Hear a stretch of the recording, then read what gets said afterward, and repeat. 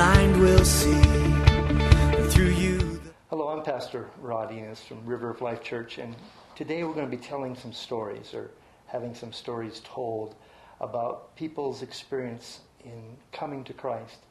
The Bible is really full of stories like that, from Jesus' disciples saying, "I will follow you," and he asked them to follow. They left everything. There was a man that came to Jesus, a religious man by the name of Nicodemus, and he asked Jesus what it would take to become his follower, and he said, "You must be born again." And there was a supernatural spiritual experience that Jesus was talking about. I believe it's the biggest miracle that a person can ever experience. Today we're going to hear some stories about people who have recently experienced that same miracle of salvation. Okay, it all started when I was in my car and I was driving around and I stopped in a yard sale, and I was in a frame of mind that I didn't know where I was going or what I was doing. And I stopped in this yard sale, and this lady was there, and I didn't know her. And I was looking at baby stuff for my daughter.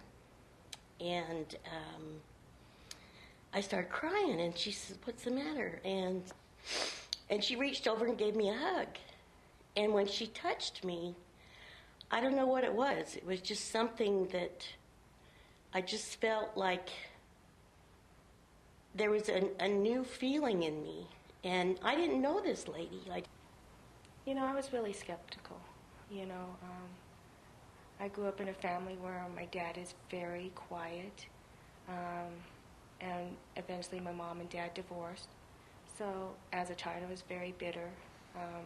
I felt like I'd been let down.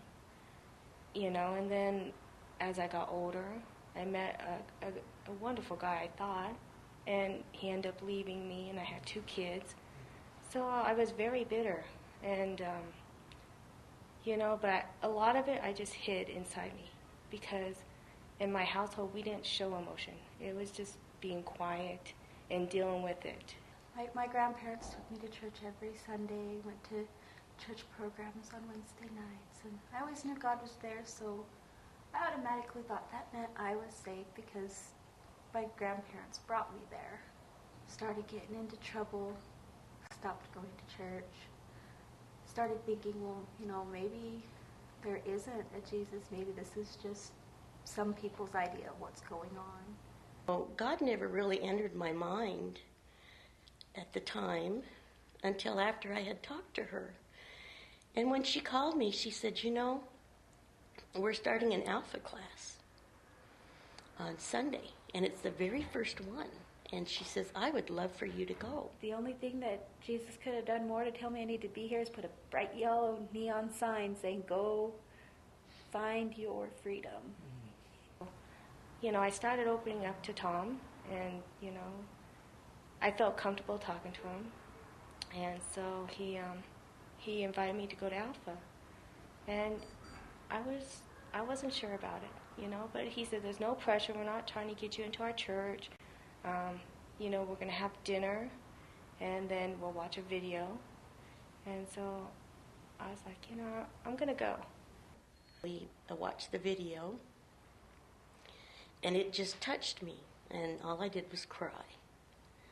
And I wanted more.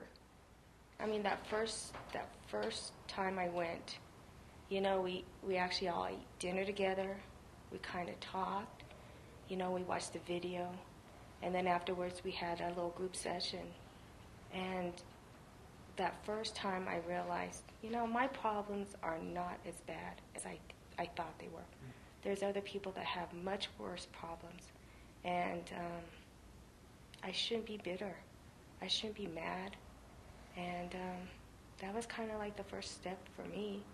I just had this idea that I did not have to go to church or learn anything to have my relationship with God. I could just, believe what I wanted to and pray to Him when I wanted something, and that made everything okay. Diane, she's my friend that I met at the yard sale. she was just, listening to me. She didn't really, preach to me or anything like that. She just knew. She says, I just feel like, God's leading me to you, and I want to be there for you.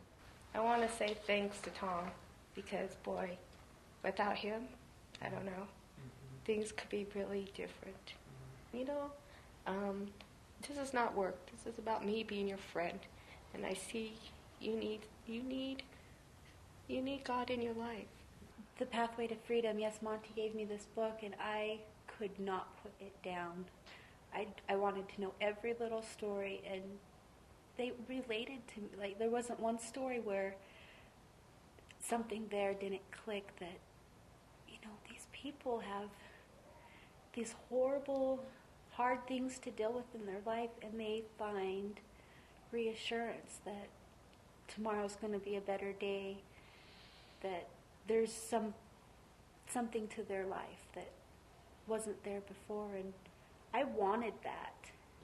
Say, I am free to love. I am